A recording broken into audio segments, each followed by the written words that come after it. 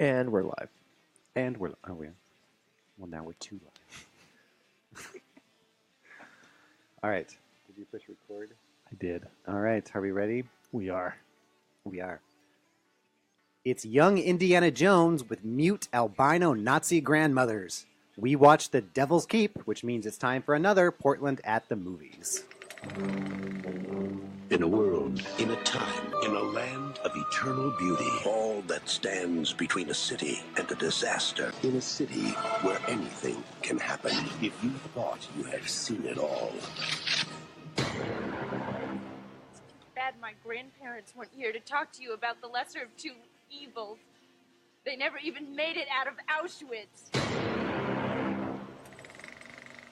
Hello and welcome to another episode of Portland at the Movies. I am Todd Workoven, and with me, as always, is Mark Middleton. How are you, Mark? I'm doing really well. Good. And, of course, we are joined by Brian, the Unipiper Kid. How are you, Brian? Hey, doing well, Todd. Good. So this week, or this month, for our movie, we are doing a kind of a follow-up movie. Last month for Halloween, we did two movies. Unhinged was one of them, and The Haunting of Sarah Hardy. Unhinged was made by writer-director Don Gronquist, who went on to make another movie 12, 13, 17 years later.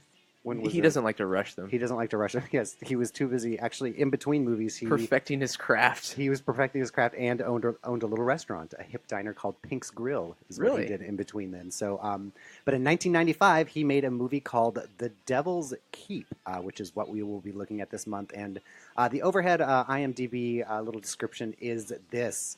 A dying Nazi war criminal gives a treasure map to his teenage neighbor. The boy goes after the gold and finds himself the target of a Nazi manhunt.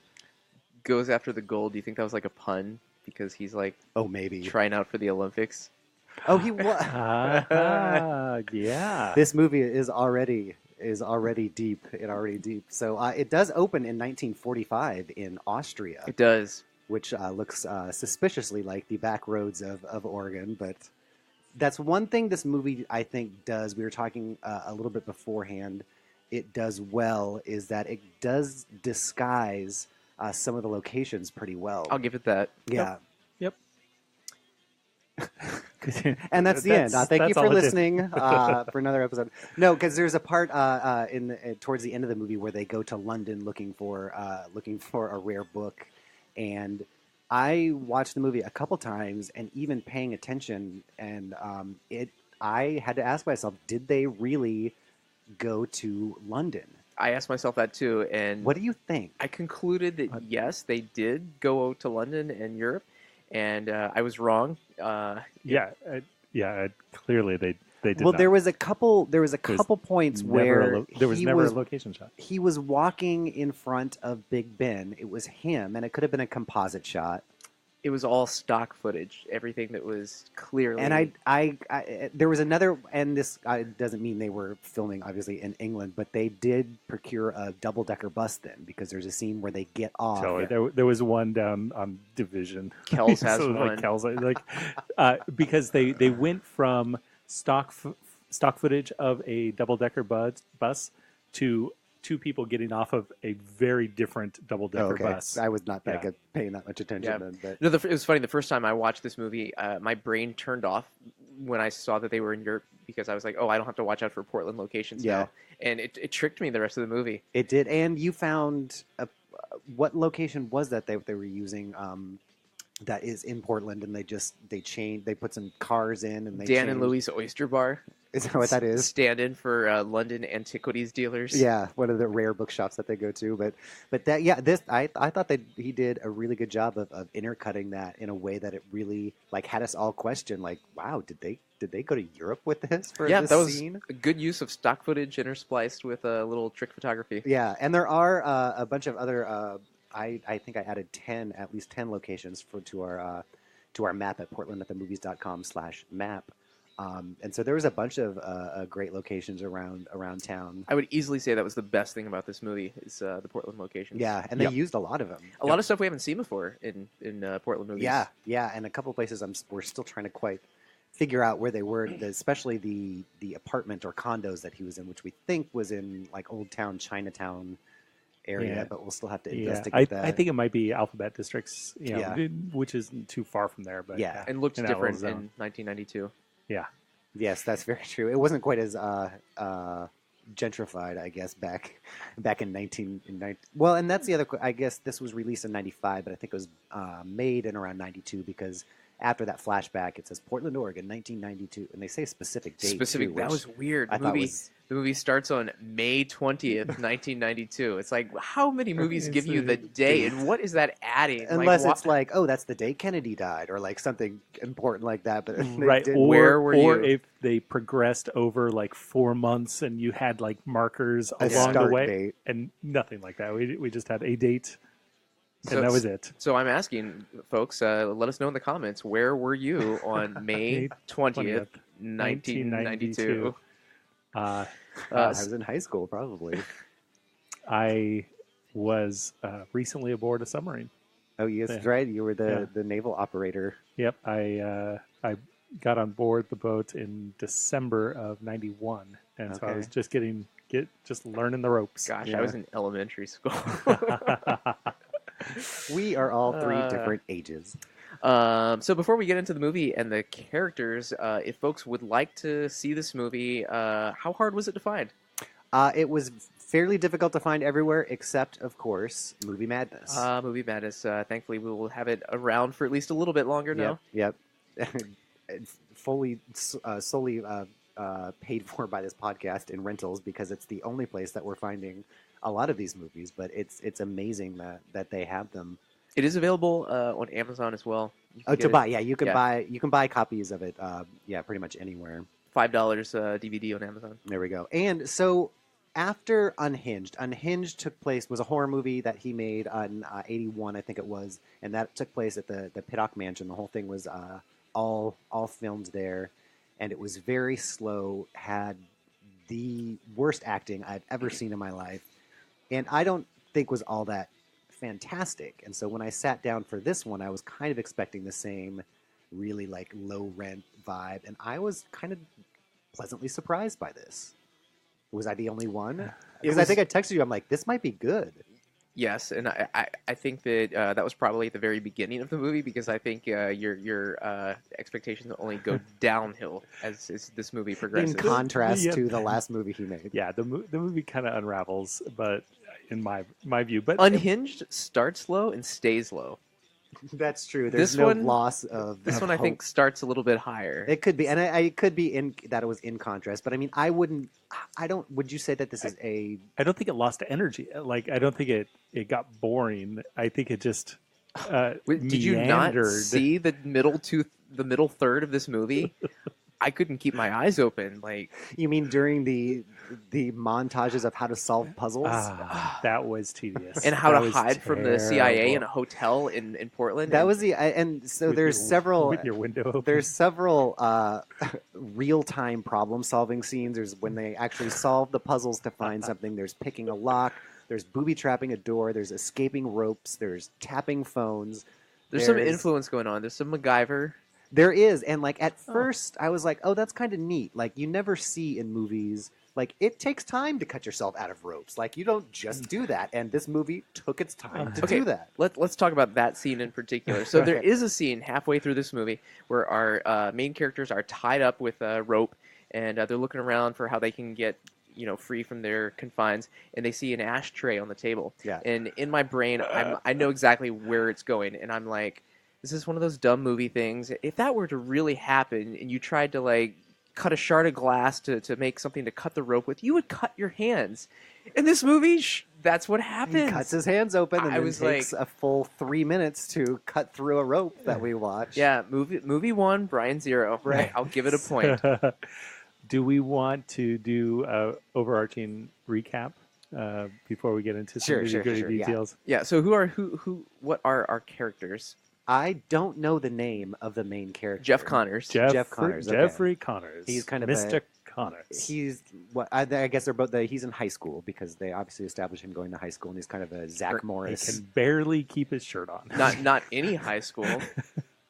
Yes, what high school is that? This is Grant Grant. High It's Grant School. High School, and which had some cool interiors too. Yeah. in the Hollywood district of Portland, Oregon. Yep. So if that was 92, when was Holland's Opus? Oh, Was that at Grant High School yeah. too? Oh, okay. interesting. Maybe they like got a twofer. Mr. Holland's Opus, I think, was at least 96. They paid all the extras to stay late like 10 minutes so they can quick do their exciting basketball scene. Well, if they went from this to Mr. Holland's Opus, like they're going in the right direction. That is a roller coaster of quality, I suppose. Like, but so, yeah, so we had the main character Jeff. You said his name is Jeff, and he comes from the lower end of Portland's socioeconomic status. Yes, and he is in, like we said, in high school, and he's also a boxer, which I forgot until you guys mentioned he is training for the Olympics. Yep. Which I don't know why I forgot, because I feel like they might have mentioned that a lot. Is that why at the very beginning they someone's went to the like, boxing ring? They went to the boxing ring several times throughout the movie, and also somebody said, "Kid gets his name in the papers," and somebody says something about how he has his name. Is that for boxing? So Lyle, who got killed, and the other friend. guy, they both, Okay. So that's why his name was in the paper, because I couldn't quite figure it out. It's right before he said, "Turn down that jungle music." I love that scene. Which was slightly questionable. racist. Right. It wasn't racist in 92 to say that. No. Back then it was fine. Yeah. Well, honestly, I feel like there were several attempts to push towards racism to bring up and highlight racism, but they never like went for it. Right. And so the jungle music was one. Yeah. And there were several, obviously the Jew stuff with the Nazis and the death camps. And the part at the end where it says, "You Jews are trying to take over everything." We should probably say at this point that our main character, Jeff, he spends his free times hanging out with Nazis, and I mean actual Nazis. Yeah, and to be fair, I don't think he knew did he know he was a Nazi? I don't think so. Okay, yeah. So it's just Jeff, the old man. Jeff lives in a... But come on, with a name like Schneider, with a German accent of that age. Although, to be fair, he did look like a melted wax candle, that old man. Because there are two scenes in this, and two different people, correct, that have ridiculous old man makeup, and it looks exactly like in The Last Crusade when the guy drinks out of the wrong Grail cup, and he morphs into the old skeleton. Remember, he looks like the halfway progression of that, mixed with Dan Aykroyd from Nothing But Trouble. Also looks like did you see Prometheus? Yes. Guy Pearce. Yes. Yeah. Oh yeah, that's right.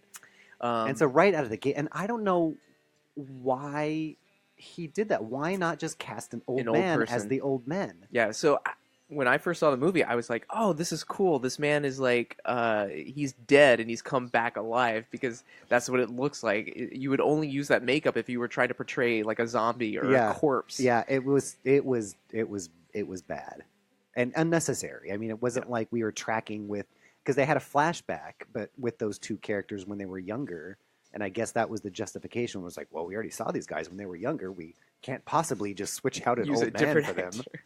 So that was not okay. So we have Jeff, and we know in his free time he's a boxer, and he hangs out with Nazis that live in his building. In the upstairs, the old man that lives upstairs. And he also has a mother, which... an alcoholic mother? The first thing we say is like, "Oh, your mom who drinks too much." I think they say the alky. The alky, yeah. That's right. Your alky mom. Yeah, and then so when he walks upstairs to go home, mom seems fine, holding down two jobs, it looks like, to pay single mother out the door. And cooking for the elderly man upstairs. Yes, and taking care of him. Right. And then we never see her again until the very end when she shows up at the airport to take him home. Yeah.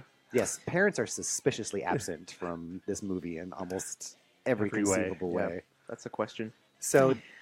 Yeah, so the guy upstairs, the old man in the crazy makeup, dies. He dies. And he leaves Jeff a little box and says, "After I die, look in here," or whatever.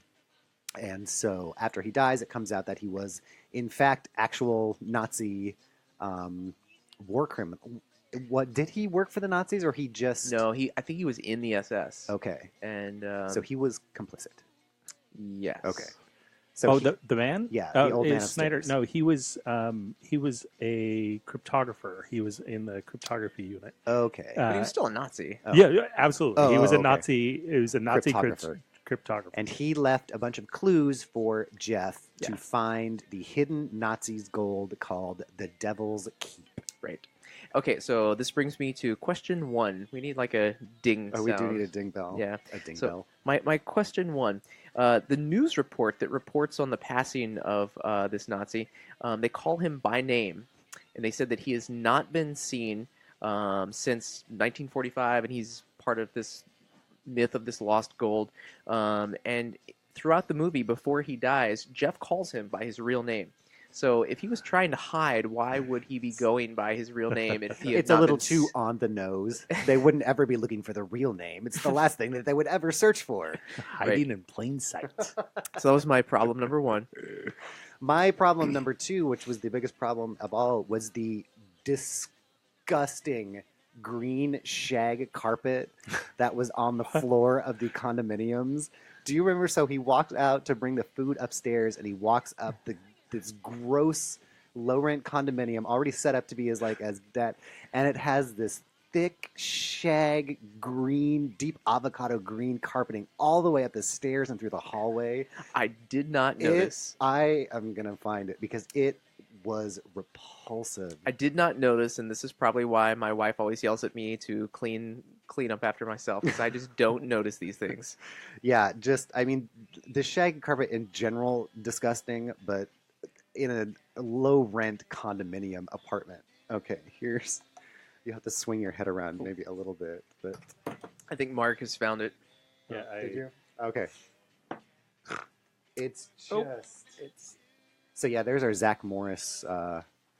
Now, how would you describe him as he's a boxer, He's a jock. and then he's the jock, I guess, and so he elicits the help of the nerdy girl in his science class. Nerdy. Like by 1992 standards. Yeah, and we which know means that she's actually the hot one. Yeah, and she doesn't even have glasses to take off in this one. Usually that's Yeah. how they did it. They would hide them behind the glasses. Yeah, so she's like the what is it? Oh, look at that carpet. Isn't that the grossest thing you have ever seen? Oh, I guess now that you point it out. it's just terrible. Significant. Anyway, that was the biggest problem I had with all of that, was just disgusting. So yes, he has this box with I think there are 3 pieces of paper with clues to lead to this treasure. Mhm. And he takes them to the girl. Her name is Carrie. Okay. We can call her, what was the girl from Saved by the Bell? Kelly Kelly Kapowski, but yeah. you're thinking of, oh, come on. Why am I not thinking of Elizabeth Berkley's Saved by the Bell name? Oh, I am shamed. Everybody's screaming at me right now. It's been a long week. Is this the Showgirls? Yes. Jessie, Yeah. Jesse. who is addicted to caffeine pills. It That's- was very traumatic. That's what I'm thinking of, yeah. I'm so excited. But yeah, she does look like just Jessie from Saved by the Bell. And the smart one, too, just like Jessie from Saved by the Bell. Jessie Spano. So let's talk Take about that. the clues here. Yes. So one of them, she explained it, but I'd never heard of that type of puzzle. No, it was just like a grid of 72 letters, and she was talking about how they needed graph paper and a box to figure out. And like she would repeat letters and he would write other ones down. I didn't quite follow. It yeah, was, and it was very weird. It was. and if you think, even though it was weird and hard to follow, we didn't watch them try to solve it for 15 minutes, then you would be wrong, because that's exactly what we did.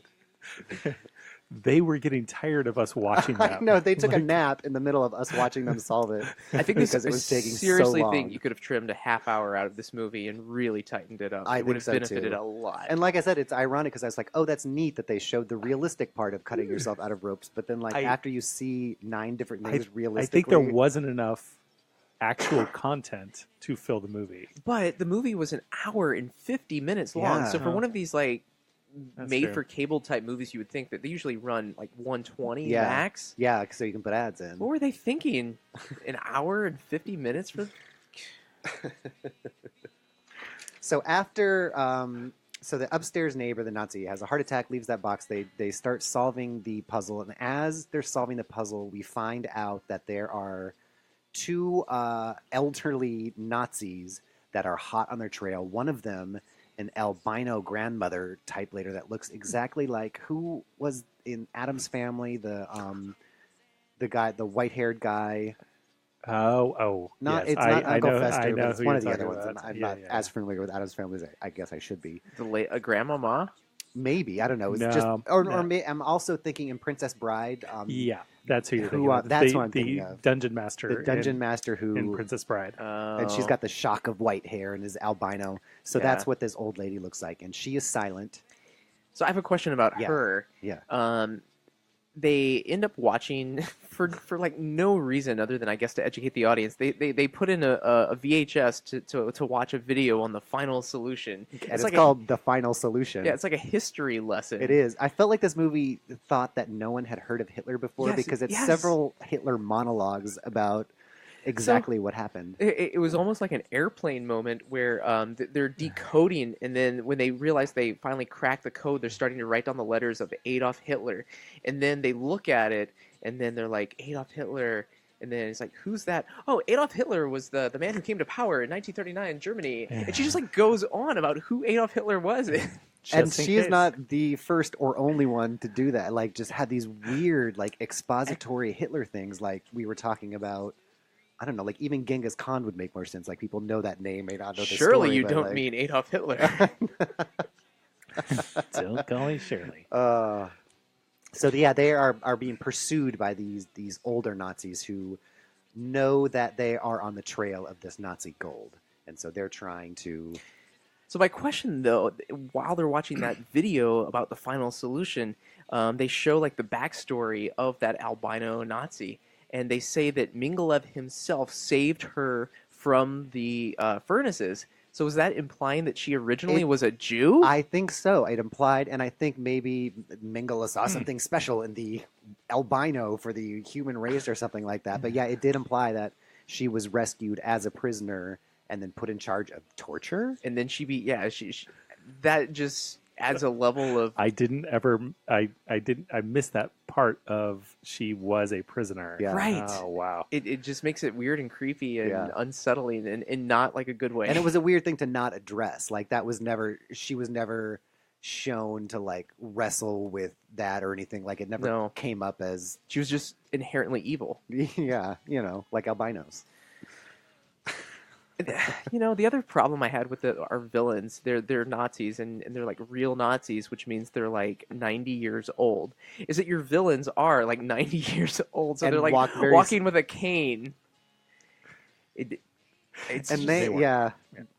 like the Michael Myers of real life Nazis, where they just encroach on you slowly the whole time, and you scramble away at all points.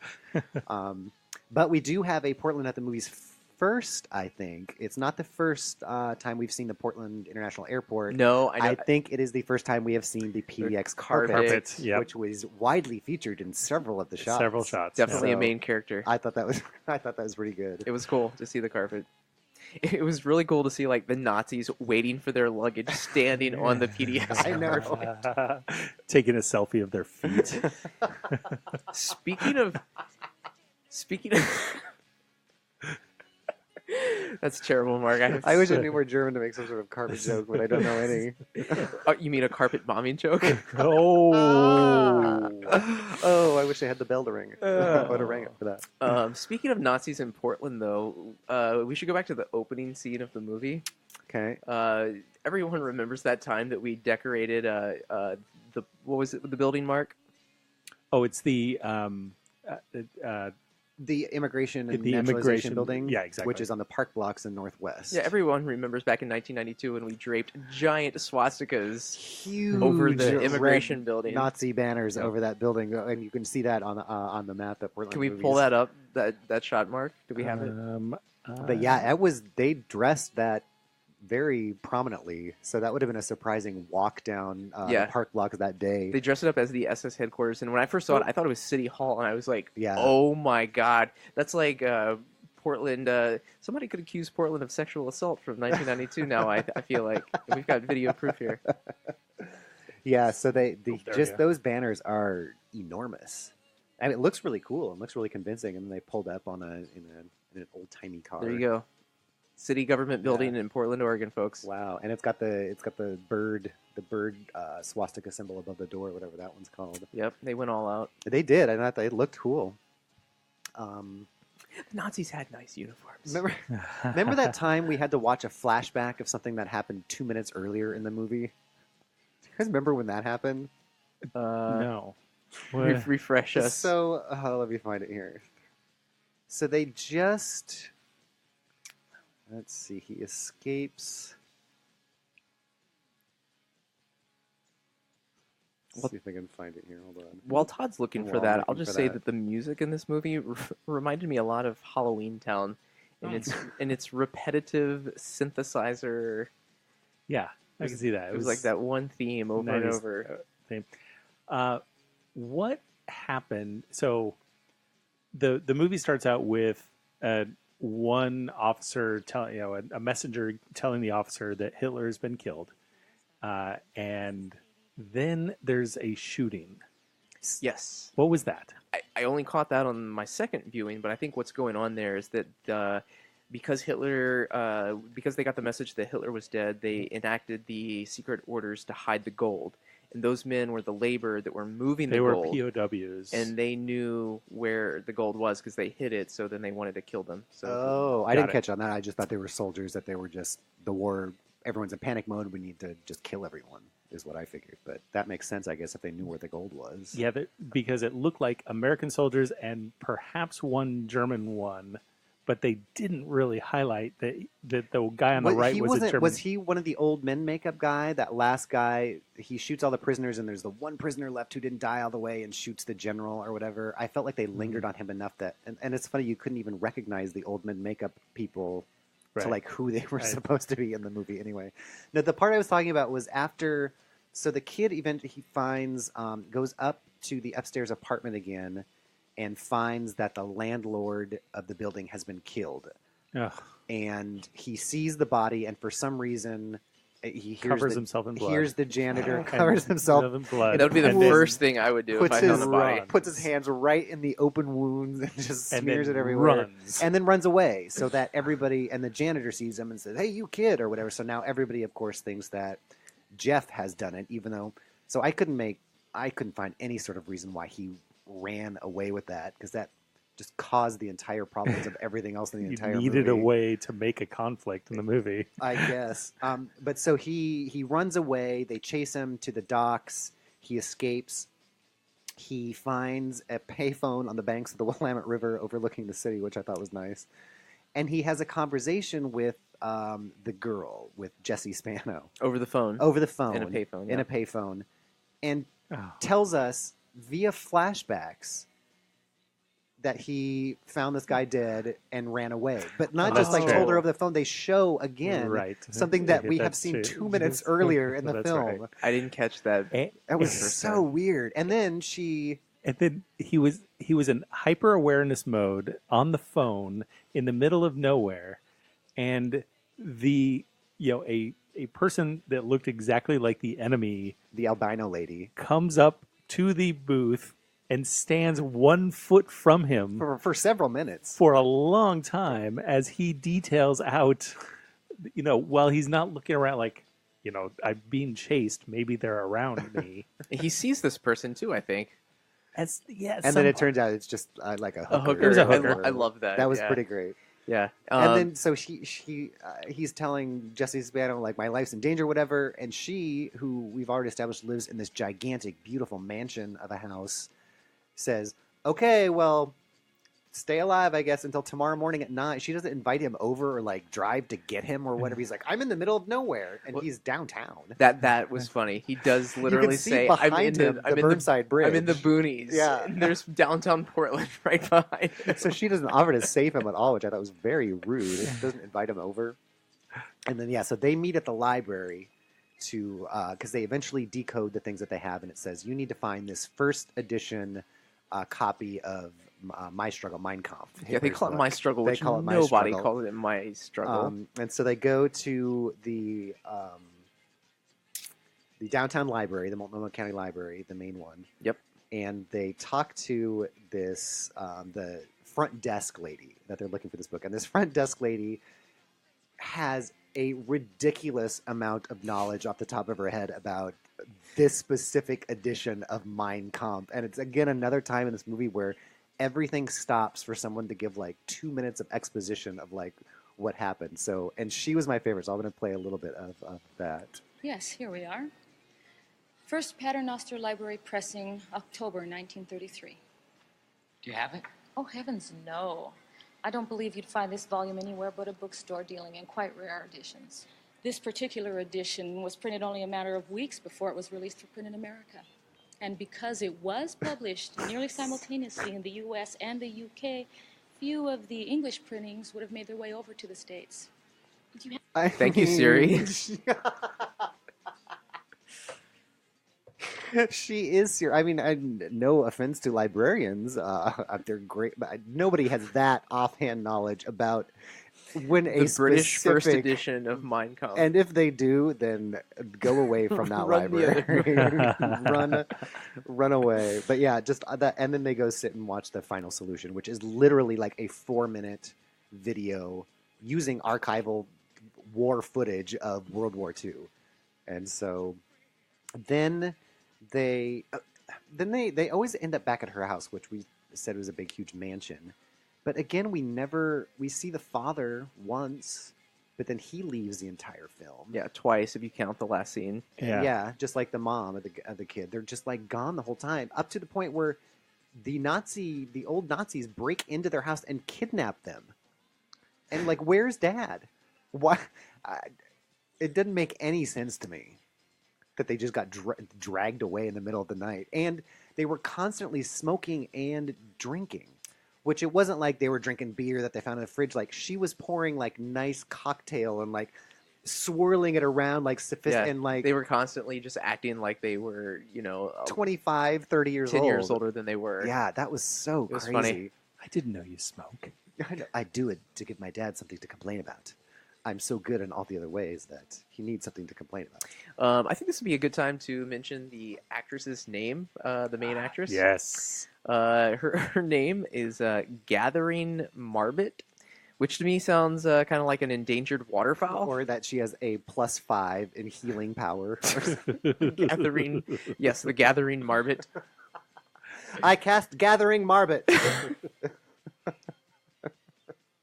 Yeah, I did notice that name. It was pretty great. Mark, now you said, I mentioned the librarian who just gave us that exposition. Yep. You said you looked her up. I haven't looked up any of the actors. Oh, right. Oh, yeah. So let me, I'll pull up the information about her. But let's talk a little bit about Jeff first. Okay. Where do we know Jeff? So I looked up Jeff's IMDb page, and all of his other appearances in films are movies filmed in Portland. Okay. Including Dr. Giggles. Who did he play in Dr. Giggles? Well, right off the bat, Mark and I both had the same thought. And I looked it up, and I even looked at the actor, and I was like, yeah, that's him. And any guesses, Todd? Jeff. So we're talking about Jeff, the main character, Jeff. Jeff, the main character. So he would have been the same IMDb, age-ish. Yeah. It was the same year. The same year. So the IMDb refers to the character's name as Specs. Specs. So he must have been wearing glasses. Right. And so I went through, and the boyfriend that ultimately came to his peril by having his junk cut out by Dr. Giggles. Condom in the toilet, boy. He went and slipped underneath the blanket, underneath the sheets. And And Dr. Giggles says, I hope you are wearing protection. And kills him. That's him. It's not him. It's not him. I'm so sorry. Mark and I had the same thought that must be him. And so I took screenshots. I was ready to have the grand reveal, and it was going to be great. Turns out his name, that character's name was Stu. And Specs turns out to be a different guy. The surgeon at the end of the movie who is going to attend to the main actress and Dr. Giggles. And so he's playing an adult. He's playing an adult with a surgical mask on. You can't even see his face. I wonder if he appears in our Dr. Giggles comic version up there. Likely. Look afterward. Wow, that's funny. Second appearance. I wonder if he still lives around here. Did it say? Didn't say, but I couldn't find anything else about it. There's a guy that was his name Darren. I guess he doesn't want to get hired by anyone. Then Danny. His name is Danny something, and he fell off the face of moviedom Danny right Perkin. after Danny Perkin. Danny, if you're out there, let us know Tell by us if leaving Anyone us a knows comment. Danny Perkin. There's another Danny Perkin that Not you, Danny doesn't line up with the age, and he's a aspiring journalist in sports racing at like race cars. All right. Well- and that's the only Well, other Mark, Danny people Perkin can be I can good at more than one thing. and that's not true. So, Well, thank you, Danny, for existing on IMDb. Because of your page, we have now discovered a brand new movie filmed in Portland called To My Daughter with Love, a 1994 made-for-TV movie. That, Nice. Does it say what channel it was made for? it doesn't. If it's USA or Lifetime? It looks like it, though. Nice. With like a script font for the title. Oh, sweet. And then he was also in another movie called Zigzag, which does not list any filming locations, but I'm suspecting Zigzag is also going to be a Portland movie. huh, It could be. Well, there's a Zigzag, Oregon. Isn't There there is, yeah. there is. So Bunny is the actress. So Bunny I Rivera. did see her picture. Oh, Yeah. she's the okay. So she's the librarian. Okay. And she went on to be a maid in everything else, like a maid in a bunch of movies. Huh. So All Portland movies, or is she? no, relocate into- TV shows and movies. So Okay. Ray Donovan and She was in Brooklyn Nine-Nine. Brooklyn Nine-Nine. Wow, she had a Enlightenment. career. Yeah, she's the only one that like genuinely had a movie career. And she's still the. I mean, she's still actively working. Yeah, Huh. that's Dexter, Commander in Chief, but always Congratulations, Bunny she's Rivera. nurse, neighbor, maid. So where is this on her list? Latina woman? Where is this movie on her list of credits? The second, number 2. Oh wow. The Devil's Keep. Second one. Gun, and then Guns on Gun the the Clackamas, Clackamas. a documentary. That sounds like a Portland movie. That's pretty great. Look what just having a little bit of knowledge about Hitler And can then- get you these I days. know, right? She parlayed that. Well, good for you, Bunny. So we're to the point where they've Bunny tells them that the only luck that they'll have finding the book is from the library in London, or better yet, just go there yourselves. Yep. She suggests, and they do. Because the girl is They- rich. Let's be clear. Okay. They don't immediately go. Oh, don't they? They spend a long time meandering in Oh, Portland. that's right. Because I wrote down another 3-minute long scene of real time escaping. Oh, this is where. Oh, so Yes. this is where they kidnap his friend. Yeah. Specs. Specs. And hold him hostage, and Right. then kidnap. And then they get kidnapped before they can even go rescue Specs. Right, and this is the scene where you talked about earlier, him cutting his Yep. hands, escaping his bonds. Yep. Then after that 3 minutes, there's 2 minutes of him hooking up a TV to a door. MacGyver scene. MacGyver scene. And you're like, that was the they- most MacGyver scene. Now, granted, they did establish earlier on that he does have He was an a gadget electronics background. That's true. Yeah. That's true. And so he rigs the door to electrocute the person to hold it, and then They then escape. Yeah. And then they hop in a taxi. that just happens to be right there. Yeah. and says, "Take me to the Heathman," The Heathman. which they do. Which was that a posh hotel back then? Because it looked like I think it was seedy back then. garbage. Yeah. I mean, like you don't want to touch the comforters at all. I think a lot of those downtown hotels were like that. Okay, I always at that thought it time. was like that was like a super nice one. Like Now- it is now it is. Yeah, but yeah, they go to the Heathman and they get chased out of that because they notice that they're being spied on. Yep. And so they run across the street to the Hilton, into the basement, and then we get the Oh, real time. So this is part of the movie was just so boring to me. Yeah, because we watch another 5 minutes of him tapping phones to find out who's spying on them, Right. and then we find out something else, that the FBI is somehow CIA. involved. Or CIA. I didn't get this at all. Like, was- do you, It was subtle. It was very subtle. And like for real, or was it like super blatant that I just missed it? No, I think this is a real conspiracy theory that Don Gronquist was into. Okay. And apparently he talks about it on the commentary track for this movie, Okay. the DVD. Which, So then, what is the the conspiracy? so the conspiracy theory was that these ex-SS officers offered the United States government intel on the Russians for granting them immunity and political asylum. Okay. And so now somehow the CIA was working with these working with these ex. So what did that Nazis. have to do specifically with this Nazi gold? Like, why are they involved in this little piece of it? I'm not sure. Yeah, Because he made they never make that connection. Like so really. Jeff and Jesse Spano end up kidnapping the CIA guy, and he has this whole exposition scene where the poor actor is kneeling in front of a car at night, just staring into the high beams, like saying 3 minutes of exposition. Must have taken forever for that poor actor staring at those lights. It might be that the Nazis were aware of the passing of this other Nazi and knew that he had gold, so they reached out to their contacts in the CIA, and they're like, we need you to keep tabs on this guy until we can get the gold. Maybe. I'm reaching. I guess that's plausible. Yeah, because after the CIA agent tells us, that Jesse Spano goes like, I can't believe my own government is involved in this.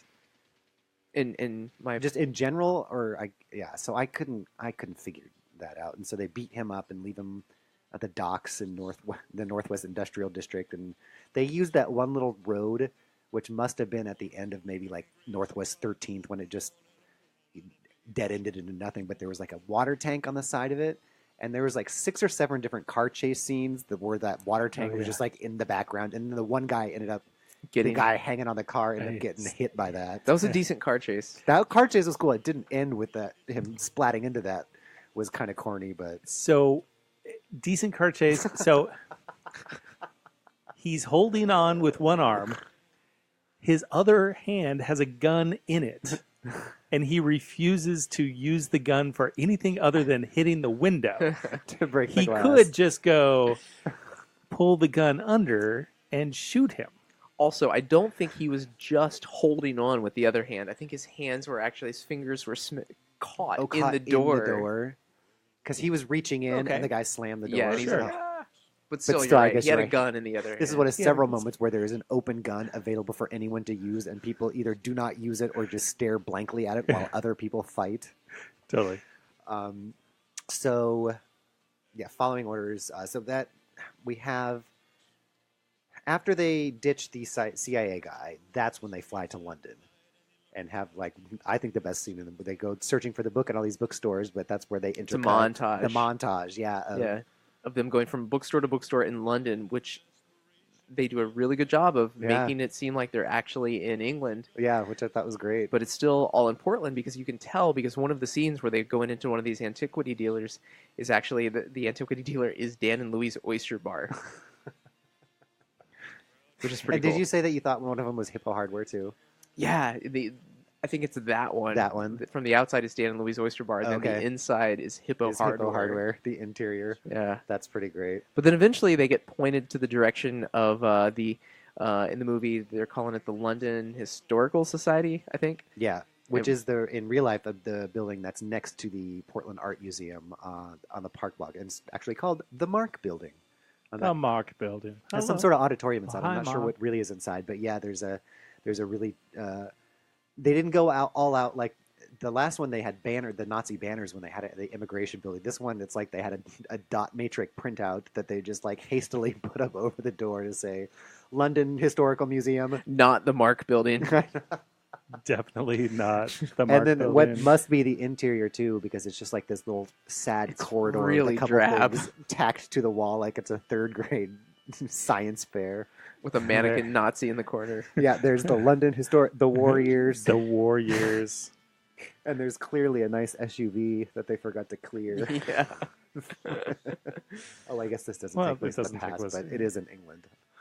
And yeah, the interior is kind of sad too. But the interior of that museum is that 1st edition print of Mein Kampf, Which they steal. So we've seen him escape his bonds, booby trap the door. We've seen him be sneaky. So how does he go out and sneak this priceless artifact out? Any guesses? He just puts his They just break in. Yeah, they just smash everything and run in. And apparently there are no guards ever because the alarm goes off for like 3 minutes and nobody ever shows up. They decipher the code. Oh, that's right. They take time to decipher the code while they're in the museum because they don't really want to steal the and book. they do leave the just- book behind. Yeah. Good. So they have a good- thing where good on it's a them. piece of paper with little squares cut out of it, and when you hold that over the right page, it reveals letters to follow. what'd she call it? A grill? I think she called it a grill cipher. A grill cipher? Yeah. Probably. The other one I didn't recognize either, which I thought was a real thing. So the book clue says to go to Austria. Is that where? Yeah. All the clue was just a city. And then they have to figure out everything else just based on the final clue, which was a map. And it wasn't even really a clue. It was like a child's drawn map. Yeah, what made the clue difficult was that the map was just terrible map. It was absolutely a terrible map. It was like a children's drawing of a castle and like some little waves like a kid would draw. And then in crayon, treasure here. And so they follow that, and they end up finding that castle. Right. Now, that, in retrospect, is a super interesting part of it, because we all kind of figured out different pieces of that. They show them driving up to the castle, and they, in Brigands, I guess that was the clue. Which, I don't know that I would have been like, oh, we got it. Like, Brigands? It's not like No. that's the city, like an obscure city in Austria that these kids would have known. Yeah, that's not, that can't be right. So they go to they see this castle, and they pull up to it and walk up these really cool stone stairs to a little... So, like we said, the best thing about this movie is how it uses trick photography to hide locations, and this is probably an example of Don Gronquist at his best. Like, this, we discovered, was Rocky Butte in Portland. And we're getting there really slow on our Vespa. If I don't want to play the audio. Yeah. Which we got from... We'll just turn the audio off. It pipes into... No, like the QuickTime sound. Anybody can do it that way. Yeah, so they go to the stone castle, go up, which I've never seen. Rocky I've Butte? never been. I don't think I've ever been. Have I been to Rocky Butte? It's really nice up You've there. never been with me. Where is Rocky Butte? North of Where Mount is Tabor. Rocky It's kind of in the... You drive by it on I-205 South. Oh, okay. Kinda It's in the... goes around Is it. it Park Rose neighborhood? Is that the neighborhood that's out there? It's actually... It's like its own city. It's like a city within the city. Oh, it's near... You know what I'm talking about? The Californians. Yeah, So what is that? They walk up the stone steps. Is that like It's what just is a park. that? It's a park. It's And a park does at the top of a hill. Okay. And they've built this giant stone retaining walls, and they have these stairs that go up to the top. Okay. It was like a CCC project with that kind of, that style of big Right. concrete granite architecture. Right. And so at the same time, they walk up those, and in the background, you see like this large Giant, stone. yeah. Not a turret, but like Tower. where Rapunzel lives. Tower. Tower. Yeah, at the top of a tower. There's a word for it. Castle. Like, well, no, it looks like a rook. And so it's like, where? And that's when I still thought, well, maybe they did go to Europe and find like a cheap castle to film while they were there. But it turns out, so it's part of that. But they also, from what I read, built a full-size tower, moat, and lake in a warehouse in Clackamas. Because there is a scene where Jesse Spano inexplicably falls out of the building of a building, which and must be pulled back in. was unusual because I Yes. don't know how to fall out of a building. And moments later, they jump from the same location.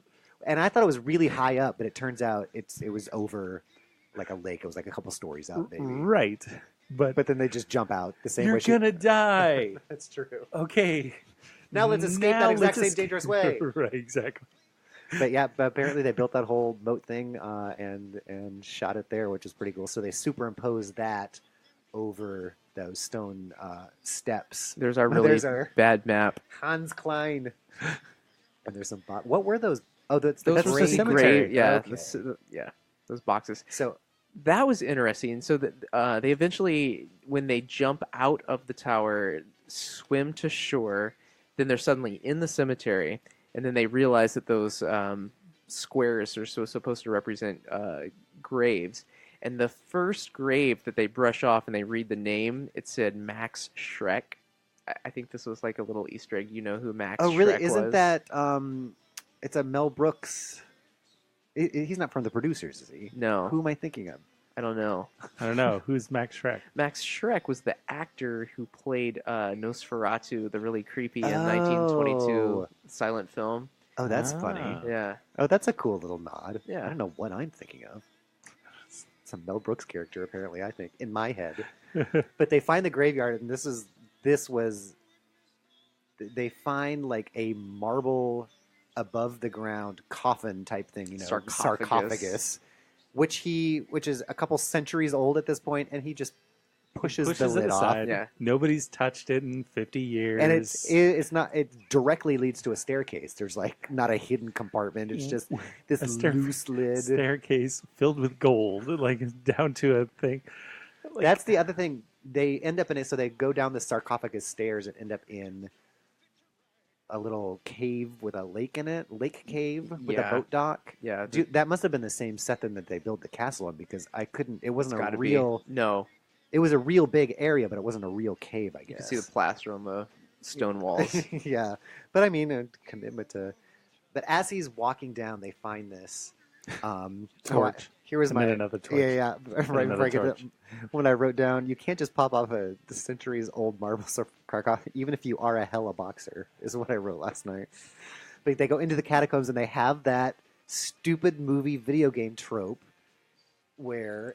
There's just torches on the wall that immediately light up, Yeah. and stay lit. And then he spends like 5 minutes lighting They every light single torch. one of the like 20 plus. and blows his own out after the place is lit. He's like, done with this one. I thought he was playing Zelda, and it's like one of those dungeons where the only way out is you have to make sure that all the torches get All lit. of them are lit. Yeah. Oh, dude, that was hilarious. And we should also point out that they were the Home Depot white supremacist special Tiki torches, Tiki yes. torches. Which another subtle thing about racism that this movie was way ahead of its time. It called it. This movie did. It did. So they find a bunch of boxes on this dock in this cave lake, and which has the Nazi eagle flag symbol on it. Crest. They pry it open, and one of them is big bars of gold, and then Jeff is super excited. He pries the other one open, and it turns out to be full of teeth, which I didn't really catch at first. But then they said, "Where do you think they got all that gold from?" So they're melting out the Harvesting gold fillings gold to fillings. get their Nazi gold. So then the albinos catch up, right? Yes. Is that where we're at? Yeah, yeah, yeah. Okay. Yep. And so the albinos Saunter have been in. Well, hold tracking on. them this whole time. Was it the albino yet, or the landlord? Both? Yeah. Well, who came in first? Oh, that's right. Yeah, you're right. I So guess it was. Because there was like a clown car parked out at some point where everyone who has ever been in this movie walks in at some point. Pretty much. Yeah. So, a person who we only hear the name one time briefly from Jeff, because everyone else refers to Lyle, who is the landlord, but this was the janitor who The landlord got killed. The janitors who walked in on Jeff. And he was ran in like away. one scene Like earlier, in the the dark. beginning of the Is movie. he the one that said jungle music, or Yes. is that Yes. okay? Yes. This is jungle music guy. and his name's like Carl or whatever. With a K, of course. Yeah, Very exactly. communist. And yeah. Did not see that one coming. Nor and would he was- anyone, because they are in Austria, and he is their neighbor in Portland, and does not appear to have a Hasn't- job that can get you a ticket to Austria. and hasn't been a part of any other scene at all, with the exception of the one at the Obviously, beginning. he's was- been in the shadows just watching just this. watching, because he just was, he holding had the- no knowledge of any of this scheme at all. I would Well- have loved to have seen him be the one, like in the Scooby-Doo way, that he was the mastermind behind everything. Yes. They pulled That the would have been albino amazing. grandma's head And- off, and and it was it was a him. mask, and It he was was underneath. Janitor Carl all along. That would have been incredible. Yeah, so his claim was the Krauts showed up, is how he phrased it. The Krauts Okay. showed up, and there must be something to this this story, and so he then was after the gold. Okay. And so he followed them to Germany. He didn't have the map. He didn't No. like he must have just been following them following on him, Vespa as well. and so we see little clues of him following him, Do we? like at the airport. Yeah, do we see somebody's shoes on the other side. of Yeah. I do. Oh, that's we, right. We see saw all his of these little. sneakers. little subtle things of he has been there the entire movie. I Yeah, forgot in the about background. This is like a Christopher Nolan film. You have to watch it twice. I was just distracted in that scene because it was a payphone pod in the middle of the airport where they used to Yeah. have like all of the Right. payphones lined up. And that's what he also does is he checks every payphone for Quarters. change. That bothered me. But that's a character. That's a character trait. They did. And US West paid them enough money. They wanted their phone in there Close-ups. several times. And he finds one You at got the it. very end. But yeah, so this Kyle, what is his name? Carl. Carl guy who's Lyle not is dead. in the movie. He shows up, pulls a gun on them, and is that when the And so then the albino lady why kills him. don't you walk me through the ending because there was a lot. So There was. the kids were in this water area with all of this massive amount of gold. Golden teeth. Teeth gold and and gold. teeth and gold that we also see is booby trapped, ready to explode 50 years ago, 50 years before. And there's no dust on anything. Everything is sitting in the thing in water. Wood and in there's water. And there's been no decay whatsoever. They're just walking on it. Everything's perfect. And there's no boats or anything tied to it either. It's just like No. a You platform. don't need those. Yeah. It's too And expensive. so then the custodian from back in Portland shows up and pulls a gun on him. And I don't want to split the millions and millions and millions and millions of dollars of gold with you because I don't like you. 100 million, if you are to believe the marketing posters. Wow, and he wants it, yeah. And He so wants it all to himself because that's right. I don't And even like you. Jeff goes, "Oh, we can split it or whatever," and he's like, "I don't want There's to." plenty of us, plenty of gold here for everyone. Yeah. And he's like, but you see, I don't even like you. Okay. And so then... Thanks, Lyle. It's Carl. Oh, that's right. Because I wrote down. Oh, here we go. Because when he walks in, it's Jeff and Jesse Spano looking at the teeth or whatever, and he walks in, and Jesse says, "Who is this?" Exactly. Right. And I wrote down, I'm like, "You're right. Who Who this? is that? Who are you?" That was Carl. Carl. And so then... I just love the refreshing character in the movie. He's like, Huh? "Who are you? Why? How do we know you?" And so the albino Nazi, slowly walks up to him from behind and takes a little knife and cuts the most superficial wound on his neck ever, and he dies from that and falls into the water Almost immediately. almost instantly. And then the other guy, so then the albino and the other grandpa guy Then the Nazis are there, and pull the gun on the kids, right? and walk through why he does a "why Jews are bad" speech Right. at the very end. And who's Hitler? And who? Whatever. Again, in Walks- case you haven't paid Just- attention in life. Walk us And through- so as walk us he through the war again. so he pulled the gun, and then how did they get out of it? I forget how they. And so the final person gets killed, which was the CIA guy, right? Oh, we're not there yet. Oh. Well, the CIA guy is who shoots the albino. He walks in. Suddenly the albino is shot, and then you're like, oh, who shot the albino? And then the camera pans, and then it's CIA guy, which if you haven't been paying attention, I don't blame you if you don't recognize this guy. It's just like rando. We only saw him in the dark. And I wrote down in my notes, who shot the albino? The CIA this guy, guy? right? The CEI, that's right. And so when you think about it, you have 6 people independently traveling to an obscure country in Austria. You'd think they would have all gotten wind of each other at some point during this international excursion. So the CIA guy walks in, shoots the albino Jew Nazi. albino, and knocks. That's the part where he got. But then does he die? The CIA guy. He gets dies shot too. because he dies because he lands on the device that explodes that detonates the bombs that all of this is rigged for. And the albino also hits him with her cane, spiky cane. Spiky Oh, cane. that's As right. Because this she is another point dies. where there was just a gun out in the open, and, Right. and he was struggling, and the albino lady just stood there unwatched, and Yep. then got up at a different weapon that doesn't shoot people, and chose to fight with that. But it looks badass. So how does the CIA guy die again? He explodes with the thing? Is that what you just said? So they're having the standoff with Jeff, and Jeff shoots him. They have a struggle. Shoots him, and he falls on the plunger for the explosives. And that kills the CIA guy too. Yeah. I thought the CIA guy was like way up the ramp or something like that, but I guess he came all the way down. She went up the ramp. I felt like the CIA guy was still wounded from like being punched in front of the car like a couple of weeks earlier. That's the last time we saw him. So yes. So everybody then somebody shoots albino grandma, correct? That was the CIA guy. That's right. Yeah, that happened first. Good grief! There was a whirlwind of activity this last scene. Ultimately, what happens is it does all. So, head Nazi falls on the plunger. Oh, adds intercut as we're watching right now. Intercut with archival footage of concentration camps. Yes. Just in case you remember that he's bad. That's right. So the CIA guy is already dead somehow. Yeah. It fell into the water. I remember him falling into the water because he got shot. Maybe. Okay. And these explosions, which are the saddest, tiniest little explosions protecting this Nazi gold,